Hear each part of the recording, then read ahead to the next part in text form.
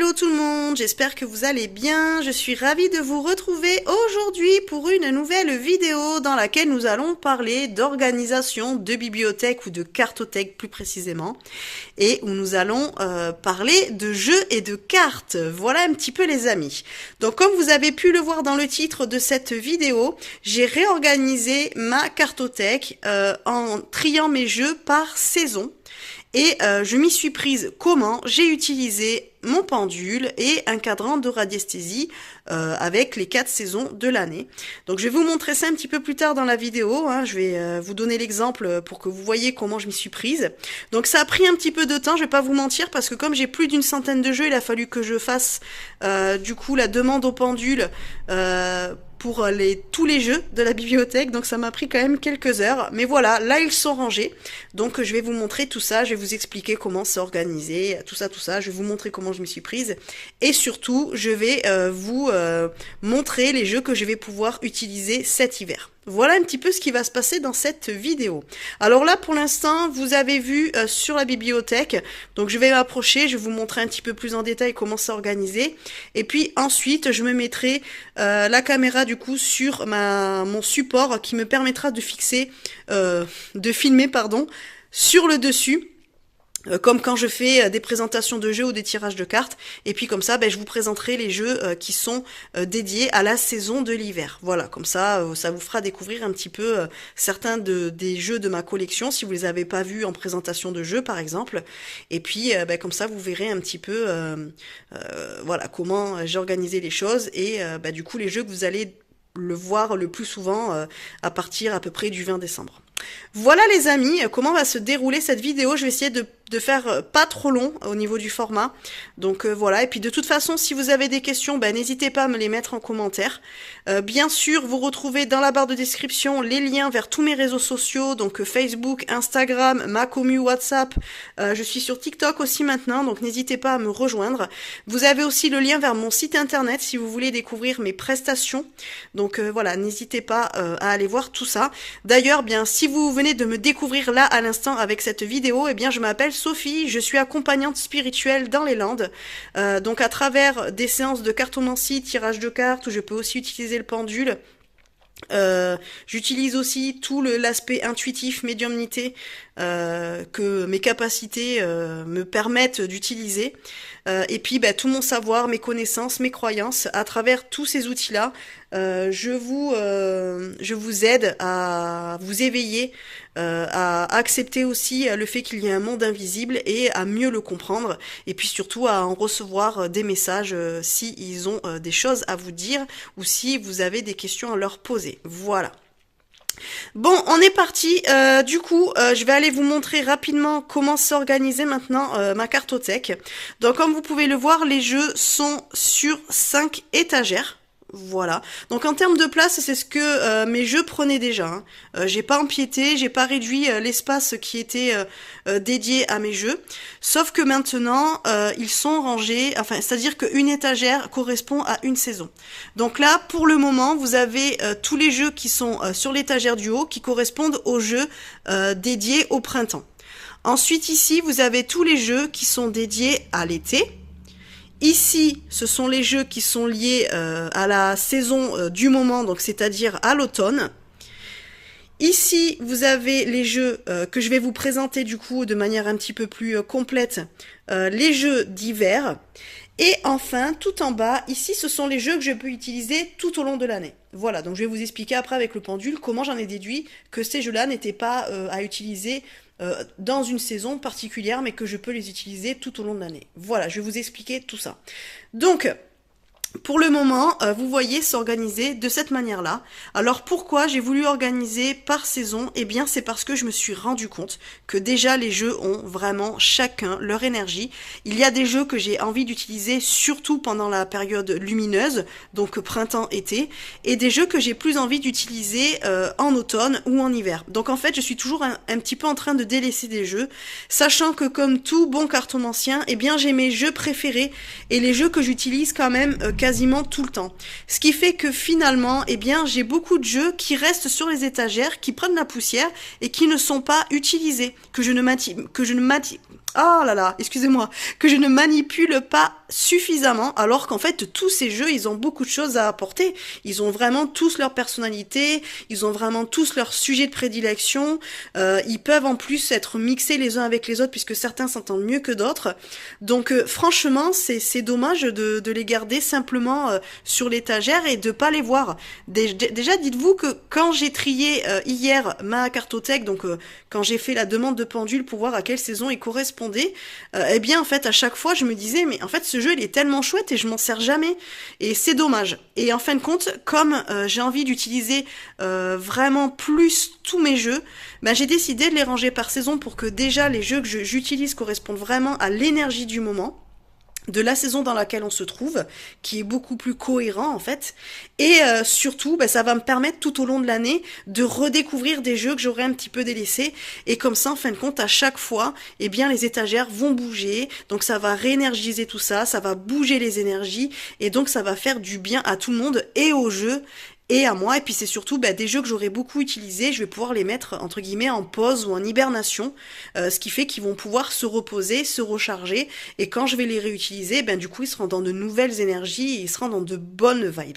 Voilà un petit peu. Donc après ce sont mes croyances évidemment, hein. Peut-être que là vous regardez la vidéo, vous me trouvez un petit peu dingo, et vous dites mais attends c'est juste des jeux de cartes, enfin oui peut-être, il n'y a pas de souci, mais moi c'est vrai que j'ai un petit peu cette vision animiste des jeux de cartes et de tous mes outils d'ailleurs que j'utilise, où pour moi ils ont quand même chacun leur âme, chacun leur énergie, certains ont vraiment leur entité propre, on le sent quand on les utilise, et même par rapport aux réponses qu'ils vont donner, ils ne vont pas réagir les uns et les autres de la même façon. En tout cas ce sont mes croyances, et c'est comme ça que moi je vois la cartomancie, et comment je m'adresse à mes jeux. Voilà, c'est un petit peu, ils ont chacun leur petite personnalité, donc j'ai beaucoup de copains, comme vous pouvez le voir, mais c'est vrai qu'il y a des copains que j'utilise plus que d'autres, et j'ai envie de connaître tous mes copains, voilà, d'arrêter d'en délaisser certains au profit d'autres que j'utilise un peu trop, voire que des fois je fatigue peut-être aussi à force de les utiliser. Voilà. Donc maintenant que je vous ai expliqué tout ça, je vais vous montrer rapidement donc les jeux pour la saison de l'automne. Finalement, il y en a eu quand même pas mal. Donc vous voyez là, vous avez le Cosmic Cycles, le Deviant Moon, le Sorcière Rebelle, le Tarot Stranger Things, le Tarot La Base, le Tarot Vintage, l'Oracle des Chats, l'Oracle des Êtres Fantastiques, l'Oracle Mission de Vie, le Umrazai, le Pas de Hasard, le Pocket de mon intuition, vous avez l'horoscope de Leila. Voilà, là vous avez un petit comme ça qui est le Teddy Tarot. Vous avez les chats mystiques que j'ai eu il y a pas longtemps. Le Mademoiselle Lenormand, le Witch and God Oracle, le Tarot Arcane.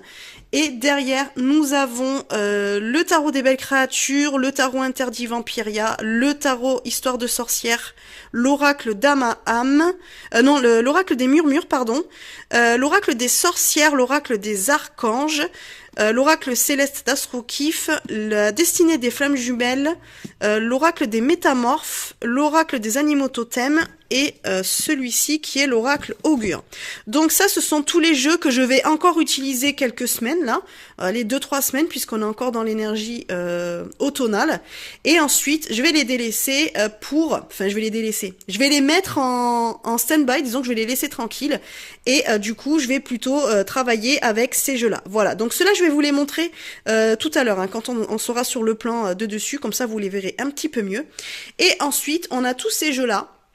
Voilà, donc par exemple, vous avez le tarot de l'éternel féminin, le mini tarot Rider-Waite, là on a le tarot de Marseille, le Béline, l'oracle Garance, on a celui-ci qui est l'oracle La Réponse, et là, ça c'est pareil, donc ça c'est un petit oracle que j'ai trouvé, carte du temps, les petites cartes archanges, l'oracle La Voix des âmes, l'oracle mon petit oracle intuitif. Celui-ci, c'est le chemin de l'amour inconditionnel. Ensuite, on a Joe, Jack et Charlie de la collection Soul Shadow.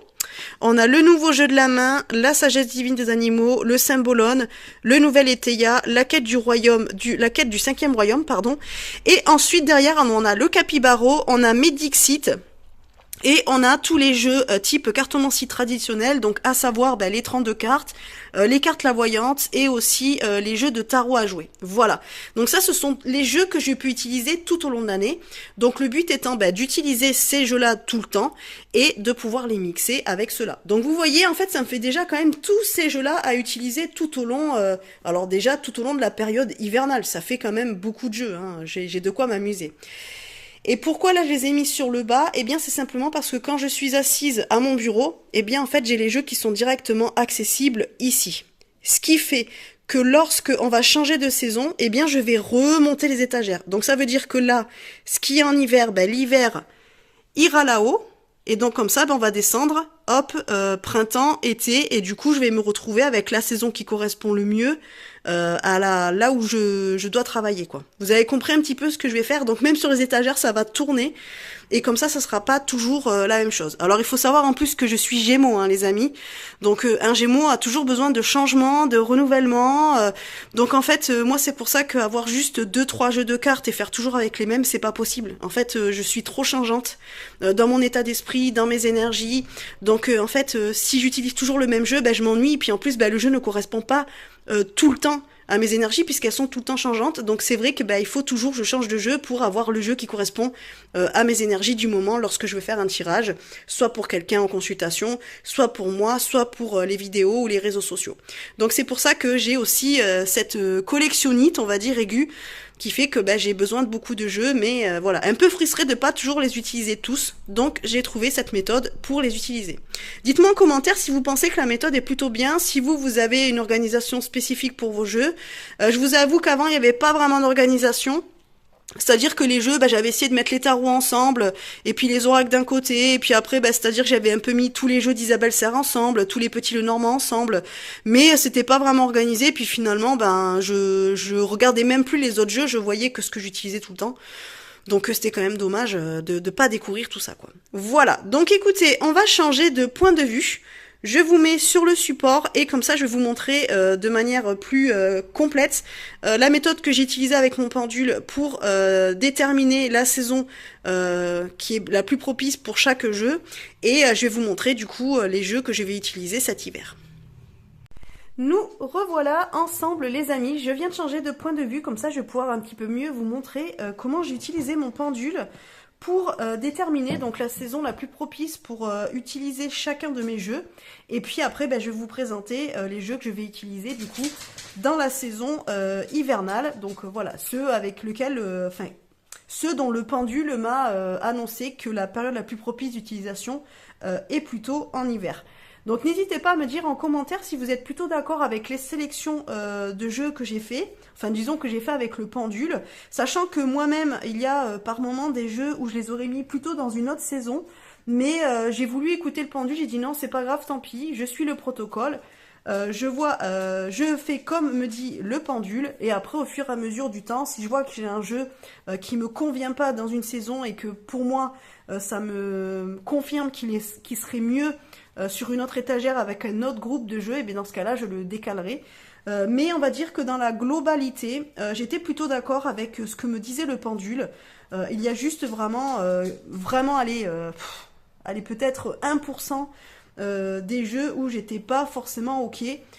Ou alors j'étais juste décalé. Par exemple, je la voyais plus au printemps et puis lui m'a plus mis le jeu en été, par exemple. Mais on va dire quand même que tous les jeux que je voyais plutôt dans la période lumineuse ou dans la période sombre, c'était plutôt cohérent avec mes propres ressentis, donc c'était plutôt cool. Donc comment j'ai fait? Eh bien j'ai pris ce cadran, donc il est... je l'ai eu en fait sur le site vibratis.fr, donc c'est un site où vous pouvez acheter des livrets avec des cadrans, mais vous avez aussi un accès à une série de cadrans que vous pouvez télécharger en PDF et que vous pouvez imprimer et avoir en fait de manière gratuite. Donc vous avez juste à aller sur le site, vous donnez votre adresse email et ensuite vous pouvez accéder à une sélection de cadrans. Donc moi j'en avais téléchargé plusieurs, donc j'avais sur les lieux, j'avais voilà pour les jours de la semaine, voilà l'unité bovis par exemple. Et voilà, j'ai aussi voilà le truc osmotellurique, j'en ai plusieurs, donc voilà, je les ai après reliés dans un petit carnet, voilà, et puis comme ça je m'en sers quotidiennement avec mon pendule. Voilà, donc j'ai utilisé celui-là. Donc c'était tout simple. Je prenais un jeu, hop. Ensuite, alors attendez, je vais essayer de vous le mettre un peu mieux là. Voilà. Donc j'ai pris mon petit pendule, que voici. Voilà, mon petit ami. Et donc ensuite, ben, je prenais un jeu, un par un. Et donc je lui demandais de me donner la saison la plus propice pour le jeu, pour l'utiliser. Et donc, ben, soit il me disait l'été, soit il me montrait le printemps, soit l'automne. Et il y a des moments, ben en fait, il tournait juste comme ça, là, au milieu. Soit il tournait comme ça, soit il s'arrêtait. Et lorsqu'il faisait ce mouvement-là, eh bien pour moi, ça voulait dire que le jeu n'avait pas de saison particulière propice à son utilisation, donc que je pouvais l'utiliser tout au long de l'année. C'est pour ça que j'ai une étagère où j'ai des jeux, ben, comme par exemple le Symbolone, que je peux utiliser tout au long de l'année. Donc ça sera à ma convenance quand j'aurai envie de l'utiliser. Voilà, il n'est pas forcément dédié à une saison. Et c'est vrai que dans l'absolu, les jeux que j'ai sur cette étagère, bah, c'est quand même la plupart des jeux que j'utilise quand même assez souvent. Donc bon, c'est plutôt cool, c'est plutôt cohérent avec moi ce que j'en pensais. C'est-à-dire qu'ils ont vraiment leur énergie propre, mais eux, ils se baladent de saison en saison. Ils sont pas forcément plus dédiés à une saison qu'à une autre. Voilà. Donc voilà comment j'ai procédé. Donc comme je vous le dis, hein, ça m'a pris quand même quelques heures parce que c'était très long, mais c'était quand même hyper intéressant et puis surtout bah, de voir en fait ce que moi j'avais ressenti par rapport à chaque jeu et de voir en fait si le pendule correspondait à ce que je pensais ou pas. Et vraiment c'était cool de faire ce travail-là. Franchement c'était hyper intéressant. C'était la première fois que je le faisais. Et voilà, disons que au début je me suis demandé si je le faisais plutôt au ressenti, donc trier les jeux plutôt en me disant bah ça je le vois plus l'hiver, ça je le vois plus machin. Et puis je me suis dit qu'en fait le faire avec le pendule, bah, ça pouvait être un bon exercice. Et bah, ça pouvait être plutôt cohérent et donc finalement bah, c'est ce que j'ai fait. Donc en tout cas ça vous pouvez le reproduire chez vous. Vous pouvez tout à fait bah, vous faire, alors soit trouver le cadran pareil de saison comme ça, soit bah, en fait vous le fabriquez, ou alors ce que vous pouvez faire aussi c'est prendre bah, 4 cartes par exemple, alors ou 4 papiers et puis vous marquez sur chaque papier la saison correspondante, donc voilà, un pour le printemps, l'autre un deuxième pour l'été, un troisième pour l'automne, un troisième pour l'hiver, et ensuite comme ça, ben, vous pouvez regarder avec votre pendule ben, sur lequel en fait il réagit le mieux, et donc ça vous donne la saison la plus propice pour utiliser votre jeu. Donc il faut bien poser la question à chaque fois, quelle est la période ou quelle est la saison la plus propice à l'utilisation de ce jeu, vous essayez de donner le nom du jeu, et après ben, vous voyez ce que ça vous répond. Voilà, donc c'est une façon de faire. Vous pouvez la faire, il n'y a pas de souci. Après, bah, si vous en avez une autre, vous pouvez faire une autre façon. Hein, mais en tout cas, moi, c'est la méthode que j'ai utilisée pour cette fois-là, les amis. Donc, je vous dirai bah, dans le temps si je garde cette organisation, si je change. Mais là, pour l'instant, je suis plutôt contente. Donc bah, ça va rester comme ça, je vais tenter sur la période de l'hiver, et puis on verra d'ici le printemps, bah, si après quand j'utilise les jeux de printemps, ça me convient, ou alors bah, s'il faut que je fasse une autre organisation, hein, avec moi c'est possible, hein, vous savez, je suis changeante, hein, Gémeaux, hein, donc Gémeaux un jour, Gémeaux toujours, donc voilà. Mais pour l'instant je suis plutôt contente, donc je vais essayer de respecter quand même et de rester dans les jeux dédiés à la saison, et de pas trop aller piocher dans les autres saisons. Parce que je me connais, je sais que bah, des fois je vais avoir envie d'utiliser un jeu par exemple qui est censé être dans la saison de l'été et ça va être compliqué pour moi de me cantonner qu'à une certaine limitation de jeu. Mais il faut que j'arrive à jouer le jeu quoi. Ne serait-ce que juste pour voir si c'est vraiment bien ou pas en fait, si c'est constructif ou pas de travailler de cette façon-là avec mes jeux. Voilà, donc du coup maintenant que je vous ai expliqué tout ça, si vous voulez bien, je vais vous montrer rapidement donc les jeux qui vont être dédiés à la saison de l'hiver. Donc en tout, j'en ai 1, 2, 3, 4, 5, 6, 7, 8, 9, 10, 11, 12, 13, 14, 15, 16. Donc j'ai 16 jeux. Je vais vous les montrer rapidement hein, parce que pour la plupart, vous les connaissez. Sachant que là, bah, tous les jeux que je vais vous montrer, peut-être à part les confidences de Sophie, tous les autres, je vous ai fait les présentations. Hein. Donc vous pouvez aller dans la playlist Cartothèque de la chaîne YouTube, vous tapez le nom du tarot de l'oracle que je vais vous montrer là rapidement, et vous y retrouverez sa présentation complète. Donc n'hésitez pas à aller voir là-bas, parce que du coup là, je les ai quasiment tous se présenter, hein, les jeux de ma collection. Donc normalement, il manque juste quelques jeux de la collection Soul Shadow. Et puis peut-être un tarot que j'avais acheté que j'ai pas présenté encore, mais sinon la plupart de mes jeux, franchement vous avez 98% voire 99% de ma collection qui a été présentée en vidéo. Donc je commence avec un premier tarot qui est le tarot onirique de Kiro Marchetti et de Lee Bursten aux éditions Exergue. Voilà. Donc c'est un tarot que j'avais acheté à l'Espace Leclerc et je l'avais pris celui-ci. Donc je vous montre rapidement le dos. Voilà. Les tranches elles sont dorées. Voilà. J'avais acheté ce tarot en fait parce que j'aimais bien le fait qu'il y ait les correspondances astrologiques sur la carte. Voilà, donc c'est aussi pour ça que je l'avais pris, et puis bah, parce que je le trouvais sympa. Alors après il fait très kitsch, hein, on aime ou on n'aime pas. Je vais peut-être vous descendre un petit peu, non, pour que... Ouais, voilà, c'est peut-être mieux. Donc voilà, donc après mais je l'aime bien. Alors je l'utilise pas vraiment, c'est dommage parce que il est vraiment intéressant en fait dans son énergie. Et c'est vrai que, bon, ça là, je la trouve pas très très jolie, la carte. Il y a certaines cartes, je les trouve pas très belles. Mais son énergie, elle est quand même pas mal. L'énergie est costaud, elle est très masculine. Donc voilà. Donc après, oui, hein, on aime ou on n'aime pas. Hein. Je vais pas vous mentir, c'est un petit peu kitsch. Alors ça, c'est rigolo parce qu'on retrouve ce visage d'enfant dans le Gilded Reverie. Sur la carte de l'enfant, justement, le Lenormand, je vais vous le montrer. Si je peux y accéder, oui. Voilà, qui est de Kiro Marchetti aussi. Et vous allez voir que ce dessin-là... alors...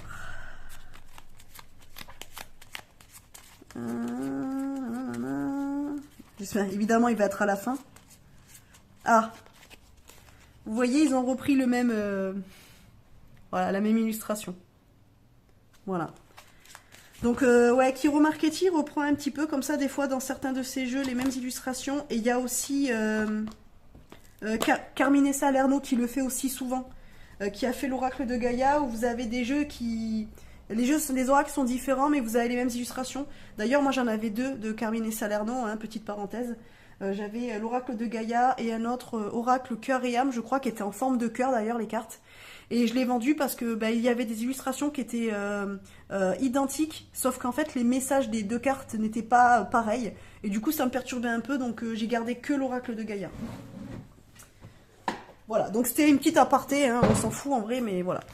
Donc voilà pour le tarot onirique. Voilà, je vous montre rapidement. Hein. Donc voilà, il y a aussi voilà, tout ce qui est relié à la Kabbale. Et ben voilà, je trouvais intéressant ce côté-là, parce que en fait j'utilise très peu moi tout ce qui est l'astrologie, les planètes et tout avec le tarot. C'est vrai que c'est des informations que je prends pas forcément en compte.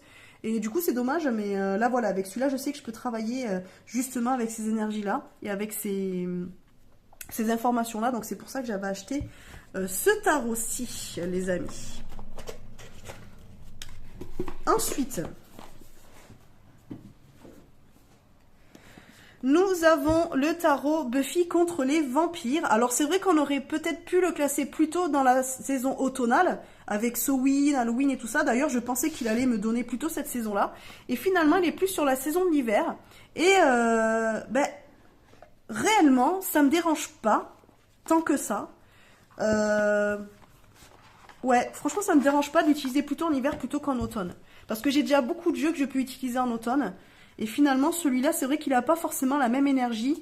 L'énergie est peut-être un peu plus froide que d'autres jeux qui sont vraiment très très automnaux et qui font vraiment période Halloween, Samhain, quoi. Alors le tarot, bah, Buffy contre les vampires, hein, c'est pareil, je vous l'ai déjà présenté. Moi, j'étais fan de la série quand j'étais plus jeune. Donc forcément, quand j'ai vu qu'il y avait un tarot sur cette série, ben j'ai pas hésité, je l'ai pris. Et en fait, il est fait très très intelligemment. Alors déjà, moi j'aime bien l'esthétisme.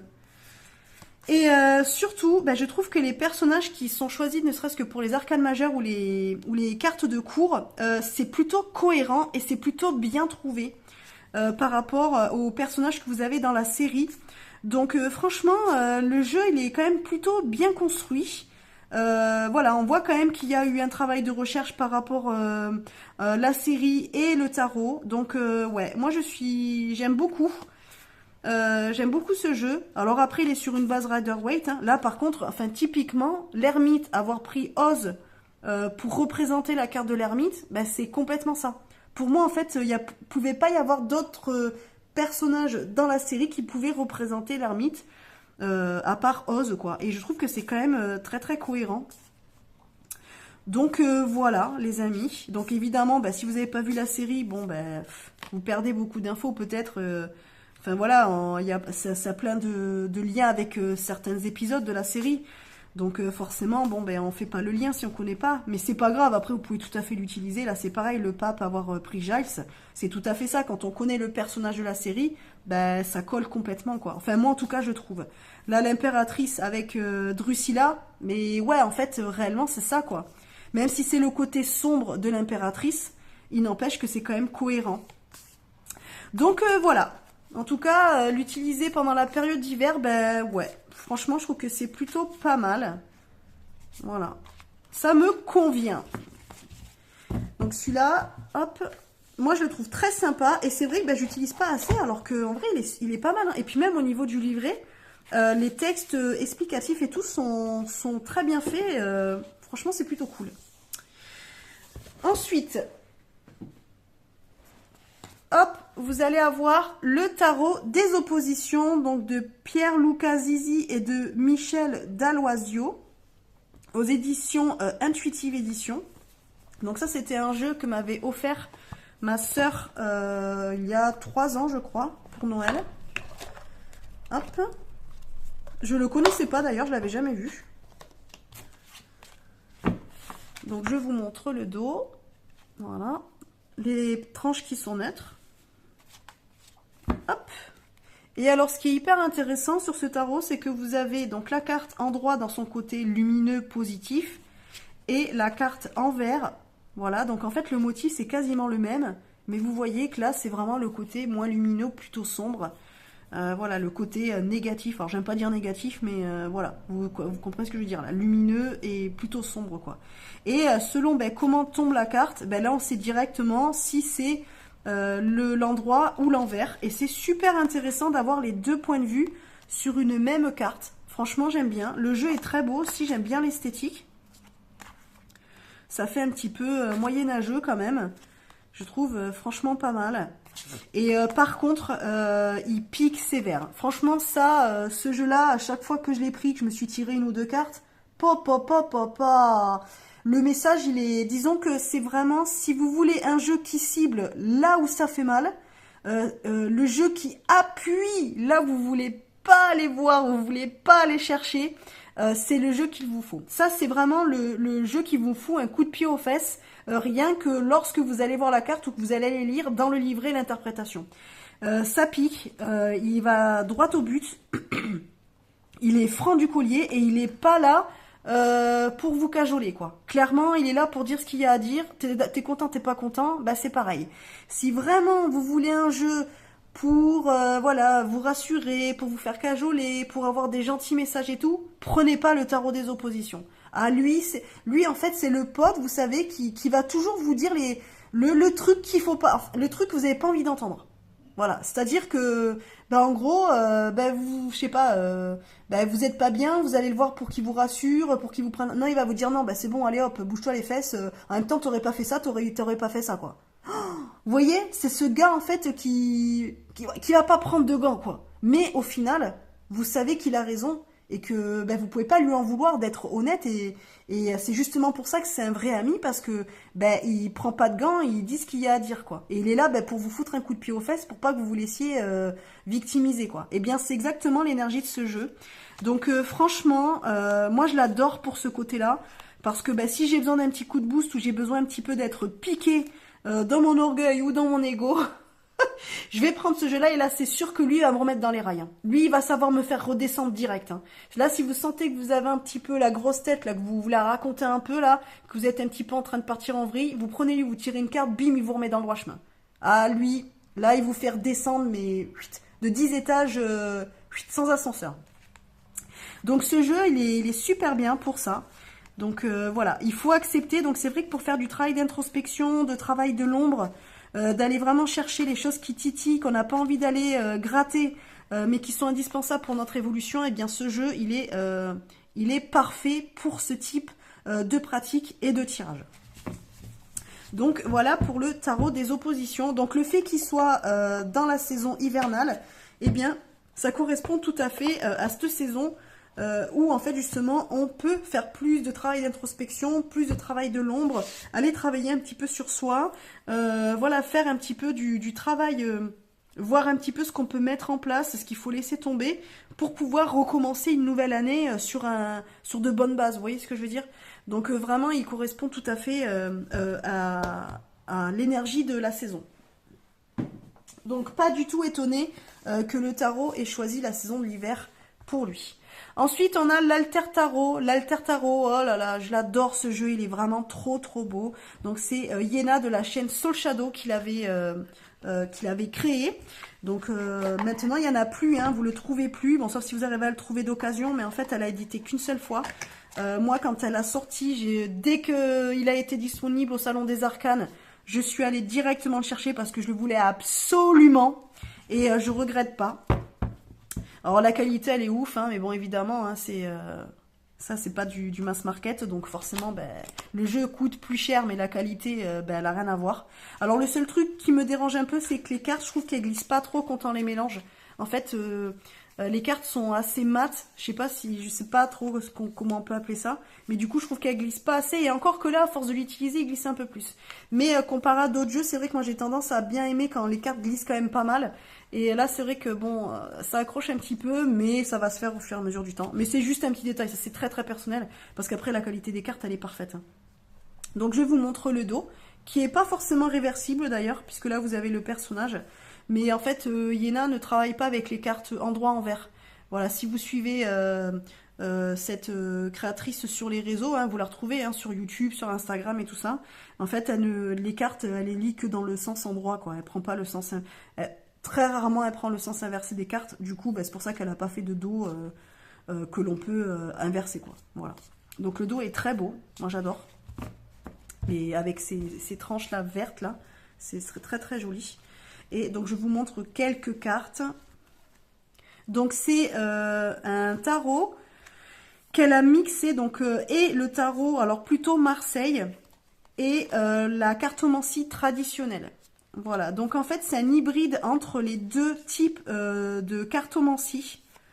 Donc peut-être que dans ces explications ou les mots-clés qu'elle va utiliser, eh bien ça correspondra pas forcément à ce qu'on a l'habitude de voir. Mais si vous connaissez un petit peu le tarot de Marseille ou la cartomancie traditionnelle, eh bien vous comprendrez les liens qu'elle a fait avec ces deux pratiques. Voilà. Donc vous voyez, hein, lui il est complètement dans la saison hivernale. D'ailleurs elle le dit aussi qu'elle utilise... maintenant, là, dans cette saison-là, le jeu est trop trop beau. Moi, j'adore. Je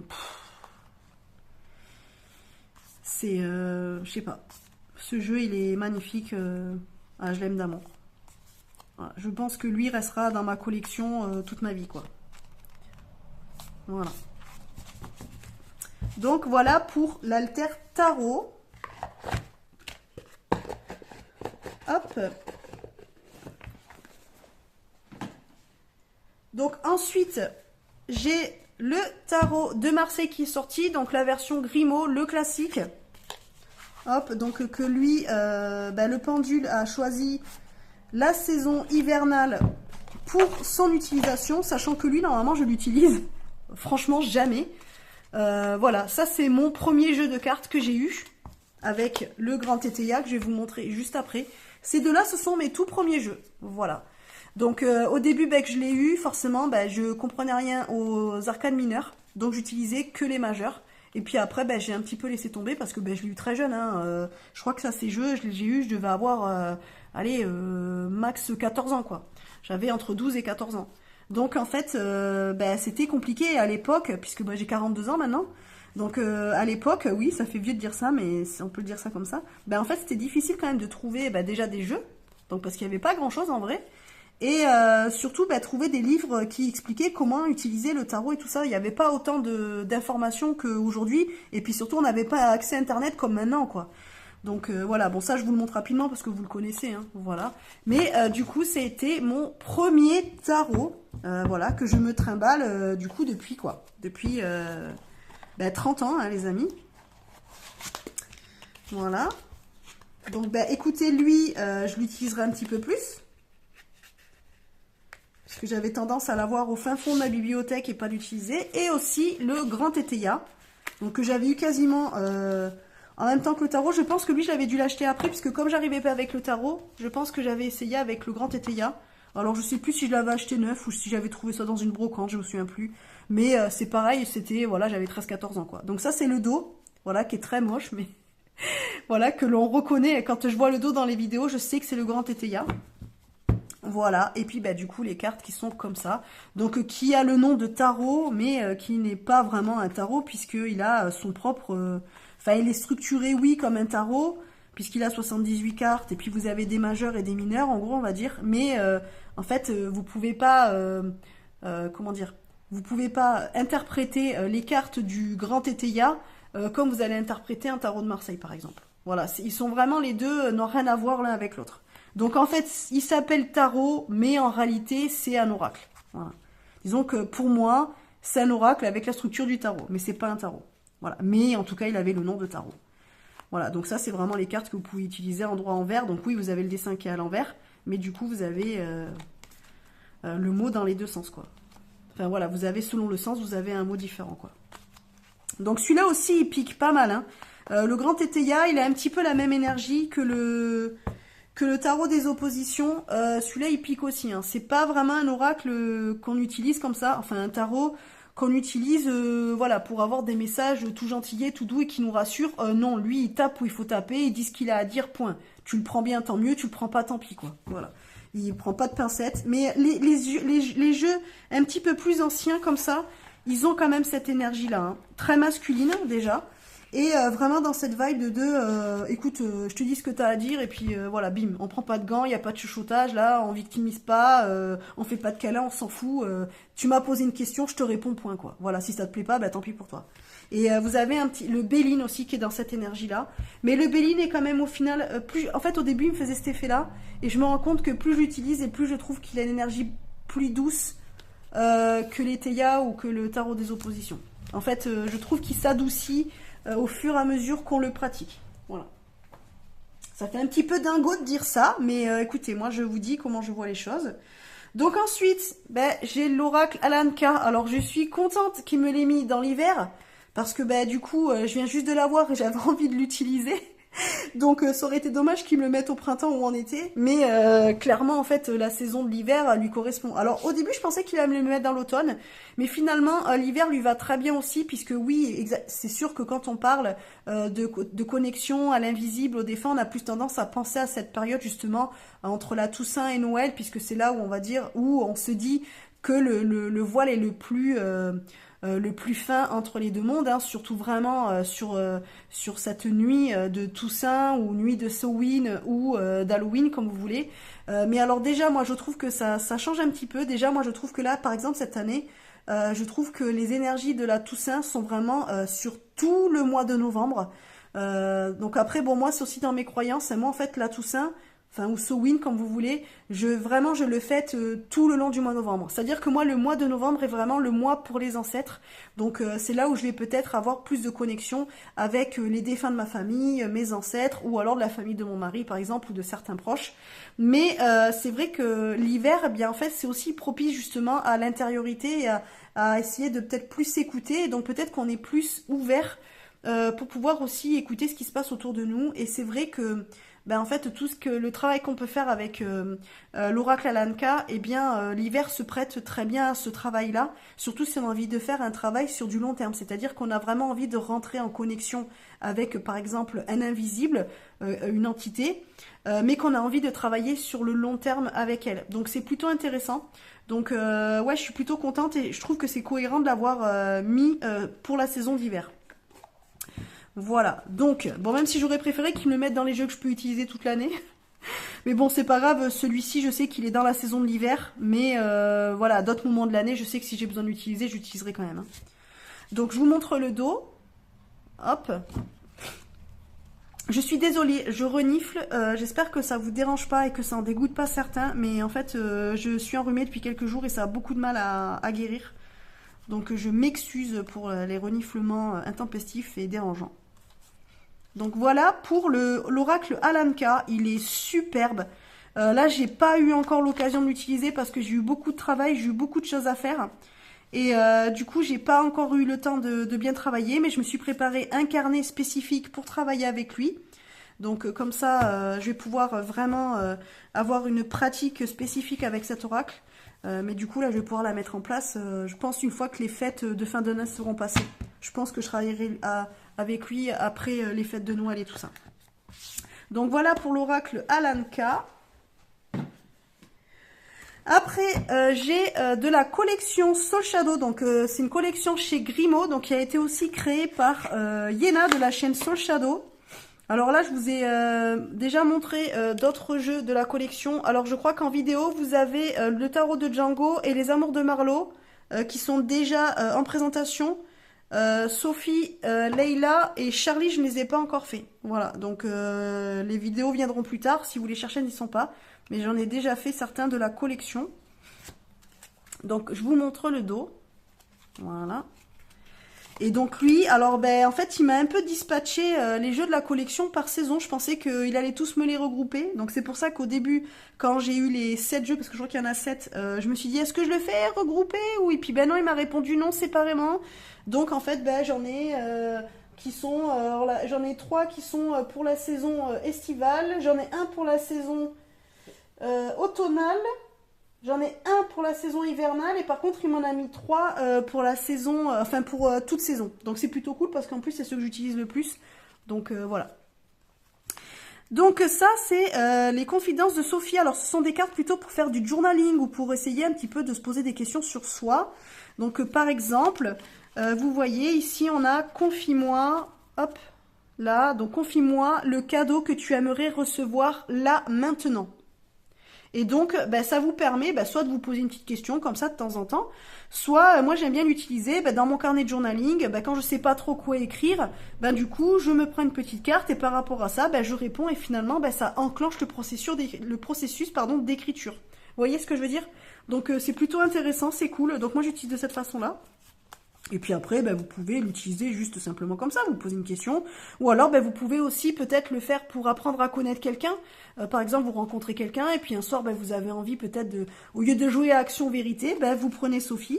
Et du coup, chacun tire une carte et puis chacun répond, voilà, confie-moi le meilleur conseil que tu aurais aimé recevoir dans ta jeunesse. L'autre, il vous répond et vice-versa. Et ça permet de peut-être apprendre à mieux se connaître. Voilà, on peut le faire en groupe ou à deux ou qu'importe.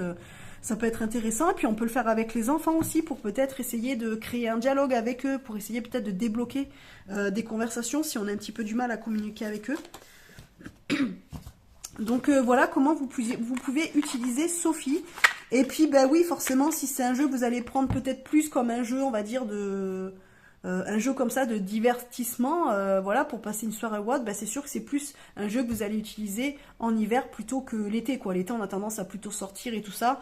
Tout ce qui est jeu un peu comme ça de société, on en fait plus l'hiver quand on est à la maison plutôt que quand on est dehors l'été, qu'on peut aller boire un coup, qu'on peut aller à la plage ou aller au resto, quoi. Vous voyez ce que je veux dire?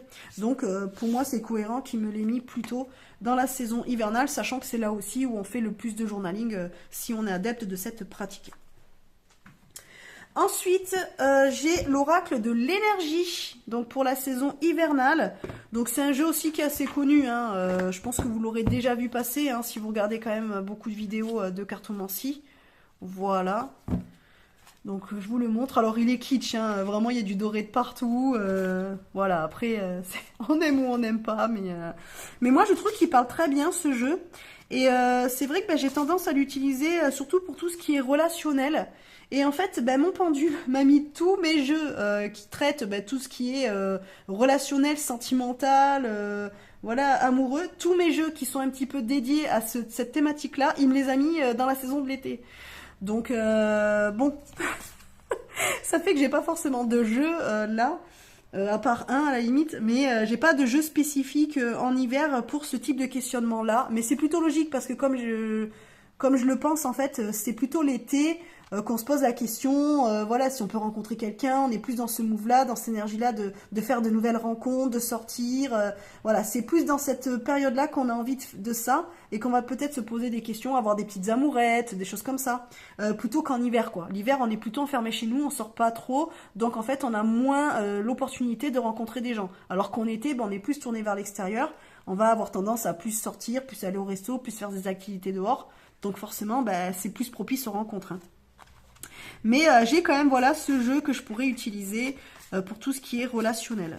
Voilà. Bon, sachant qu'après, dans les jeux que je peux utiliser toute l'année, ben non, j'en ai pas spécifique pour les relations. Mais par exemple, là, l'oracle Garance, lui, c'est un jeu prédictif un peu dans le même type que l'oracle G ou l'oracle des miroirs, par exemple. Donc lui, en fait, je peux l'utiliser pour toute question, vous voyez, pour toute thématique. Donc en fait, j'ai pas besoin d'avoir un jeu spécifique pour le sentimental. Mais voilà, en tout cas, j'aurai celui-là quand même pour les questions de ce type-là, si on me les pose. Voilà, donc je continue à vous montrer rapidement celui-là.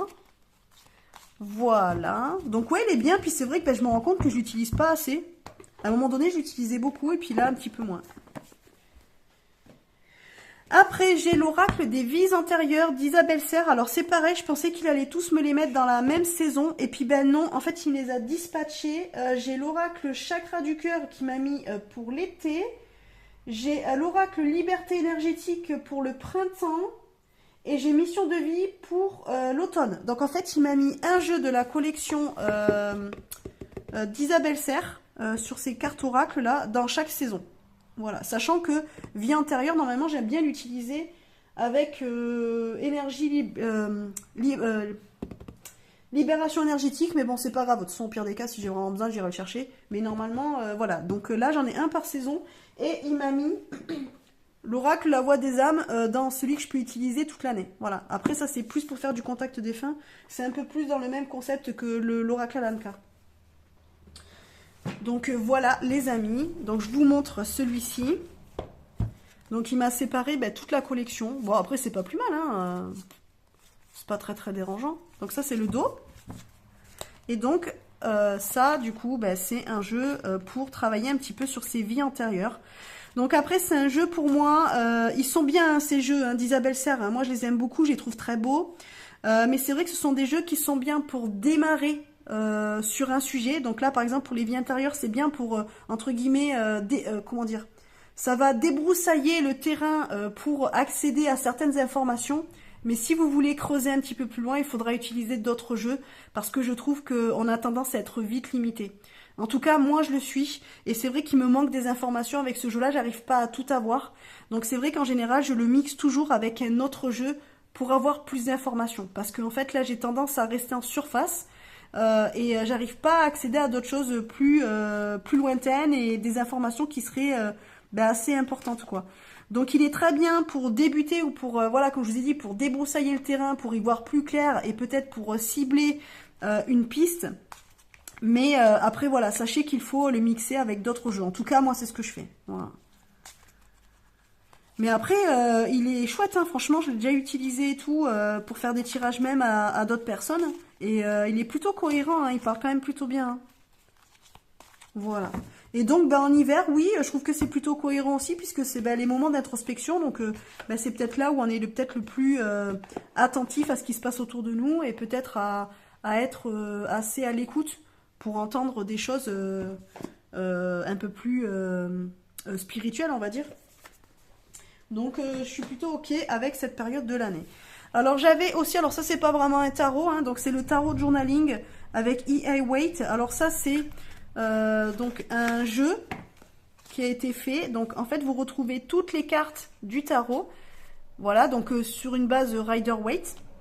Sauf que pour chaque carte en fait, alors vous avez par exemple des questionnements. Et donc en fait c'est plus pour faire du... Bon de toute façon il s'appelle tarot journaling, hein, donc voilà, hein, il a le titre. C'est plus voilà pour travailler en écrivant sur le tarot. Alors déjà pour apprendre à mieux connaître le tarot et à voir plus loin que les 3 mots-clés par exemple que vous pouvez avoir. Donc ça va vous aider justement à aller un petit peu plus un peu plus en profondeur dans l'interprétation de chaque arcane. Mais c'est surtout aussi pour travailler sur vous-même. C'est-à-dire que ben, chaque carte va vous amener à vous poser des questions. Alors là, vous avez plutôt tout ce qui est lumineux, on va dire. Et là, c'est plus pour faire ce qu'on appelle du shadow work ou travail de l'ombre. Voilà, donc bon, travailler un petit peu plus en profondeur, des choses qu'on n'a pas vraiment envie de trouver. Donc ce jeu, il est pas mal du coup, bah, si vous êtes adepte du journaling ou que vous voulez le commencer et bah, que vous savez pas trop quoi écrire, bah, du coup ça peut vous aider justement à avoir des pistes de départ pour écrire et pour développer après. Et si vous voulez apprendre à connaître le tarot d'une autre manière aussi, bah, c'est plutôt intéressant. Donc après, bah, là, c'est vraiment une pratique du tarot, mais plus type développement personnel. C'est vraiment du tarot psychologique, hein. On n'est pas dans du tarot de divination ou de prédiction. C'est vraiment c'est vraiment un outil de connaissance de soi et de développement personnel. Voilà, donc il est plutôt bien. Il me l'a mis dans l'hiver, bon, ce qui est logique, parce que comme je vous disais, bah, tout ce qui est journaling et tout, moi c'est pareil. J'ai plus tendance à écrire en période sombre, donc c'est-à-dire automne-hiver, que printemps-été, même si j'essaie d'écrire toute l'année, mais c'est vrai que c'est des périodes qui sont plus propices puisque ben on sort moins comme je vous l'ai dit, donc ben, on a plus de temps, on peut rester chez soi, voilà, prendre un carnet et puis écrire au coin du feu ou sous un plaid devant une série, c'est cool quoi. Donc voilà pour ça. Ensuite, vous avez l'oracle Hecta chez Elébor. Donc je vous montre le dos. Voilà. Donc ça, c'est un oracle divinatoire prédictif. Et il fonctionne très bien aussi. À un moment donné, je l'utilisais beaucoup et puis après, je l'ai un peu délaissé parce que ben, j'ai eu d'autres jeux ben, avec lesquels voilà, la connexion se faisait un petit peu plus. Et c'est vrai que ben, par rapport à la colorimétrie et tout ça, ben, je trouve que l'hiver lui va plutôt bien, même dans son énergie. Donc, ouais. Voilà, je suis plutôt ok. Et puis ben, ça va me permettre de l'utiliser un petit peu plus. Parce que c'est vrai que je l'utilisais pas trop. Alors qu'en fait, il parle super bien. En vrai, il est hyper intuitif et tout. C'est un chouette oracle. Il est vraiment bien celui-là. Hop. Après, nous avons l'oracle La Citadelle. Voilà. Hop. Alors, attendez. À chaque fois, zoom. Donc celui-là, il est marrant. Je l'avais acheté surtout pour sa forme parce qu'il est original. Donc c'est pareil, c'est un oracle prédictif, mais que vous pouvez aussi utiliser en jeu. Si vous êtes, par exemple, adepte des jeux de plateau, vous pouvez l'utiliser aussi de cette façon-là. Voilà, il y a toute une histoire, tout un lore autour du jeu. Voilà, le jeu est super sympa, donc oui, il est plutôt à tendance prédictive, guidance. Et c'est pareil, il parle plutôt bien, hein. Il est plutôt cool ce jeu, mais c'est vrai que j'utilise quasiment jamais. Alors que c'est dommage, hein, parce qu'en fait, en vrai, il marche très très bien. J'ai déjà fait des tirages avec, et franchement, il est juste dans ses propos et dans les informations qu'il donne, hein. Voilà, donc en plus, il est plutôt sympa, il est original, donc voilà. Donc ça, je vais pouvoir l'utiliser cet hiver. Hop. Et c'est pareil, bah, on est dans l'univers un peu de jeux de plateau. Donc c'est pareil, les jeux de plateau, on a tendance à les faire plutôt dans les périodes hivernales que en plein été, quoi. Ensuite, on a l'oracle du petit enchanteur d'Antoinette Charbonnel. J'adore ce jeu. Alors je vous dis ça pour tous mes jeux, hein, mais c'est vrai. Alors je l'utilisais aussi beaucoup quand je l'ai eu, puis après je l'ai délaissé. Et c'est vrai que pareil, bah, c'est un oracle divinatoire, hein, prédictif, et il est super bien en vrai, hein. Voilà, donc il y a des choses que vous retrouvez un petit peu comme dans le Petit Lenormand par exemple. Donc il y a des symboliques qui sont quand même, voilà, vous voyez à la croix là comme dans le Petit Lenormand avec l'arrêt. Bon, voilà, c'est, mais il est super bien fait et je trouve que la saison hivernale lui convient très très bien. Voilà, si j'avais dû moi choisir une saison pour ce jeu, j'aurais choisi l'hiver. Voilà. Donc, hop, celui-ci.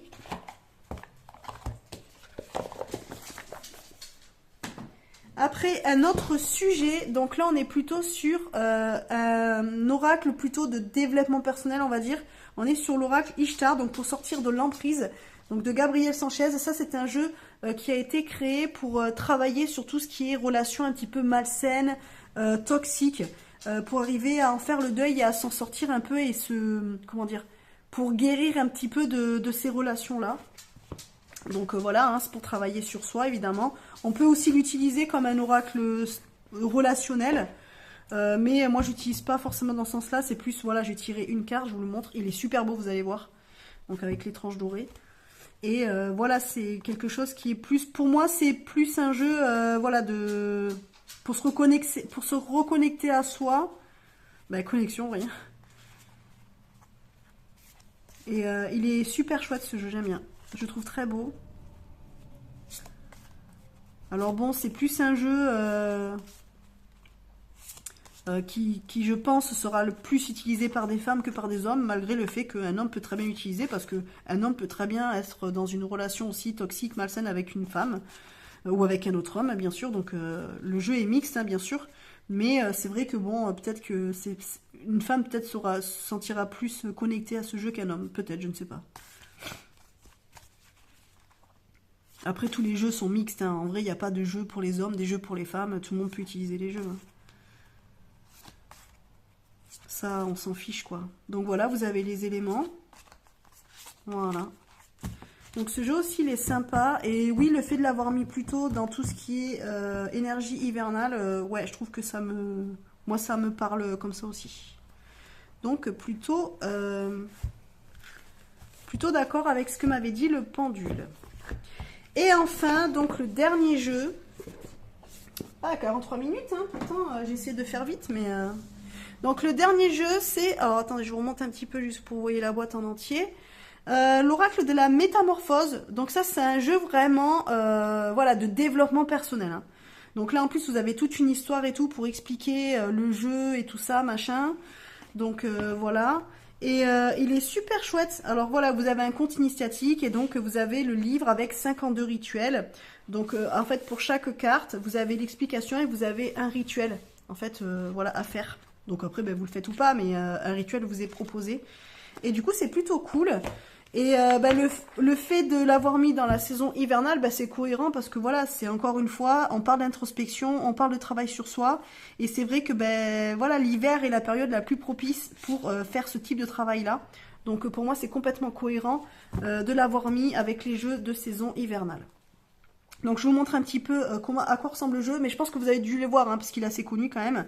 Donc voilà, vous avez toujours des images avec des couleurs assez douces comme ça. Vous avez le nom de la carte et puis après vous avez une petite phrase. Donc je prends conscience que je suis enfant de la terre et du ciel. Voilà, et puis ben, vous travaillez avec le mantra de la carte.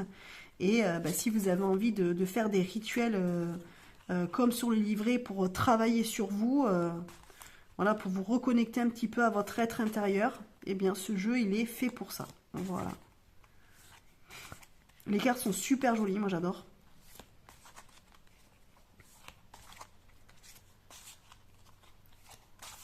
Voilà les amis. Hop. Voilà pour les jeux que je vais pouvoir utiliser cet hiver en priorité. Voilà, donc je suis quand même plutôt contente. Donc bon, j'ai quand même beaucoup de jeux, hein, comme je vous l'ai dit. Là, du coup, j'en ai 16, donc c'est plutôt pas mal, c'est plutôt cool. Voilà, hop. Et sur cette étagère-là, eh bien, j'ai mis... bon, c'est parce que je savais pas où ranger. J'ai mis 78 tirages de tarot d'Emmanuel Iger. Mais bon, lui, en fait, c'était juste pour le ranger. Je l'utiliserai tout au long de l'année. Mais j'avais plus de place sur l'étagère pour les jeux pour toute l'année. Donc, je l'ai mis. Voilà, ça, vous le connaissez. Hein, je vous l'ai montré. Je l'utilise souvent. J'aime bien vous proposer des vidéos avec ce jeu-là. Du coup, je tire au hasard une carte et puis on fait le tirage ensemble. Voilà, donc là, vous avez des guidances du mois. Hop, tirage oui-non. Voilà, passer à l'action, mon rapport au tarot, les vies antérieures, comment surmonter cette épreuve. Voilà, vous avez tous les domaines de la vie en fait. Et puis du coup, vous avez de quoi tirer les cartes. Hein. Si vous ne savez pas quoi faire comme tirage, là vous avez de quoi faire. Voilà, et puis vous avez pour toute thématique. Voilà, est-ce le moment pour un enfant par exemple, comment gagner plus d'argent. Voilà, voilà. Alors évidemment, c'est 78 tirages de tarot. Mais vous pouvez très bien utiliser les tirages avec un oracle. Hein. Ça marche très bien, ça répond très bien, c'est parfait. Donc n'importe quel jeu peut être utilisé avec ce coffret-là. Hein. Voilà, je précise au cas où. Vous n'êtes pas obligé de le faire qu'avec le tarot, hein, pas du tout. Voilà les amis, bah écoutez, je vais vous laisser là. N'hésitez pas à me dire en commentaire si ça vous a plu. Si vous voulez que quand on changera de saison, c'est-à-dire quand on arrivera dans la saison printanière, vous voulez que je vous propose de découvrir les jeux qui seront pour cette saison-là. Et puis je vous ferai aussi pour l'été, et après je vous referai pour l'automne, je vous montrerai tout ça au fur et à mesure. Ou alors si vous voulez aussi une vidéo sur les jeux que je peux utiliser tout au long de l'année. Donc n'hésitez pas à me le dire en commentaire. Voilà, si vous voulez, si ça vous intéresse, si vous voulez que je le fasse. Et puis voilà les amis. Bon en attendant, maintenant moi tout est rangé. J'ai de quoi faire. Je vais pouvoir m'éclater et utiliser mes jeux. Donc pour ceux qui me suivent sur les réseaux sociaux, pour la carte du jour que je vous poste tous les matins, donc sur tous mes réseaux, hein, vous verrez la plupart du temps les jeux que je viens de vous montrer.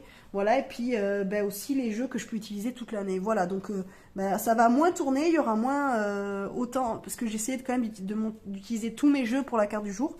Mais là, du coup, vous aurez un peu les jeux que je viens de vous montrer là dans la vidéo. Voilà les amis. Bon, sur ce, je vous laisse parce que la vidéo va bientôt faire 50 minutes. J'espère que vous m'avez mis en 1.5, 1.7 là. Je sais plus combien. Voilà, sinon, je vous remercie d'avoir regardé la vidéo jusqu'à la fin. Si ça vous a plu et que vous êtes encore là à la fin de la vidéo, mettez-moi un emoji sapin de Noël. Voilà, dans les commentaires, comme ça je saurai que vous avez regardé la vidéo en entier, que ça vous a plu. Et puis surtout n'hésitez pas à vous abonner à la chaîne si ce n'est pas déjà fait, à liker, à partager la vidéo, à la commenter bien sûr. Ça permet à YouTube de voir que ce que je vous propose vous plaît, et du coup ça permet de faire évoluer la chaîne. Donc voilà, c'est pas grand chose, ça vous prend juste 2 secondes, mais pour moi c'est beaucoup, puisque ça permet de faire connaître mon travail quoi. Voilà, donc je vous embrasse et je vous dis à bientôt dans une prochaine vidéo. Bye bye.